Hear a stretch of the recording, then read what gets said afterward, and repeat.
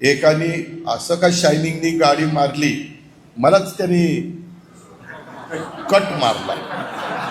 मी गाडी, त्यांनी कट मारल्यावर माझं सकटलं. मी माझ्या ड्रायव्हरला म्हणलं चला याच्या मागे, पण तो बोळीत शिरला. मी पोलिसांना सांगितलं आता याला शोधून आणा. पोलिसांनी आज मला तिथं त्याला दाखवला, त्याच्याकडे लायसन नाही, काही नाही. म्हटलं का रे बाळ, कशा करता तू असं वागतो, तुझी चूक होती का होती, का नाही थांबला. मी घाबरलो, तुम्ही मला पकडून पोलीस मला नेतील म्हणून.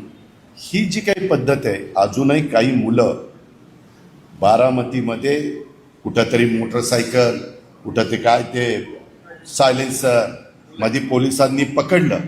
मी पोलिसांना पण सांगतो, तेही ऐकत असतील, त्यांना माझी विनंती आहे, तो कुणाचाही माझ्या जवळचा असो लांबचा असो, तो बारामतीकर असेल किंवा बारामती शहरामध्ये तो नियमाच्या पेक्षा चुकीचं वागत असेल तर त्याला पकडायचं आणि रीतसर जी कार्यवाही असेल ती करायची, त्याला सोडायचं नाही. आणि त्याचे सतत असे प्रकार, त्याची प्रवृत्तीच ती असेल तर 3-4दा खटले भरायचे आणि नंतर पहिल्यांदा तडीपार करायचा. आणि तडीपार करून देखील नाही ऐकलं तर मकोका लावायचा. त्याला पुढच्या 4 पिढ्याच आठवल्या पाहिजे. तुम्ही सर्वांनी नीट वागा, कुठंही कुणी चुकीचं वागू नका.